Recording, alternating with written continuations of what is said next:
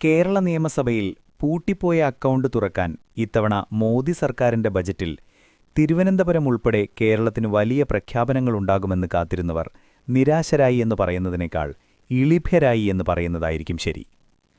വലിയ പ്രഖ്യാപനങ്ങൾ പോയിട്ട് ചെറിയ പ്രഖ്യാപനങ്ങൾ പോലും കേരളത്തിന് കിട്ടിയില്ല. Pune to Hyderabad, Hyderabad to Bengaluru, Hyderabad to Chennai, Chennai to Bengaluru. കേരളത്തിലെ കടലിലുള്ള ആമകളെ സംരക്ഷിക്കാൻ പദ്ധതി വരുമെന്ന് പ്രഖ്യാപിച്ചിട്ടുണ്ട്. അത് നന്നായി. ആമയിഴയെന്ന വേഗത്തിലാണല്ലോ കേരളത്തിൽ BJPയുടെ വളർച്ച. കേരളത്തിലെ നിയമസഭാ തെരഞ്ഞെടുപ്പ് പടിവാതിൽക്കൽ എത്തി നിൽക്കെ മറ്റുള്ളവരൊന്നും പ്രതീക്ഷിച്ചില്ലെങ്കിലും BJPക്കാർ കടലോളം പ്രതീക്ഷിച്ചിരുന്നു. പക്ഷേ കിട്ടിയത് കടലാമ സംരക്ഷണം.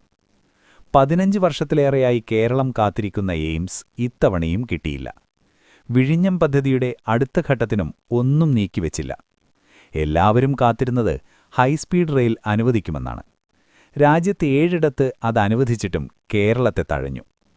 കേരളത്തിന്റെ വികസനത്തിന് അടിയന്തര പ്രാധാന്യമുള്ള പദ്ധതികൾക്കൊന്നും കാൽക്കാശ് നീക്കിവെച്ചിട്ടില്ല എന്നതാണ് ഈ ബജറ്റിന്റെ ഉള്ളടക്കം. പ്രധാനമന്ത്രി നരേന്ദ്രമോദിയുടെ മണ്ഡലമായ UPയിലെ വാരാണസിക്ക് വാരിക്കോരി കൊടുത്തിട്ടുണ്ട്. നിർമ്മല ബജറ്റ് വായിക്കുമ്പോൾ പ്രധാനമന്ത്രി മേശമേൽ അടിച്ചു തകർക്കുന്നുമുണ്ടായിരുന്നു. പിന്നീട് ഐതിഹാസികമായ ബജറ്റെന്നാണ് പ്രധാനമന്ത്രി വിശേഷിപ്പിച്ചത്.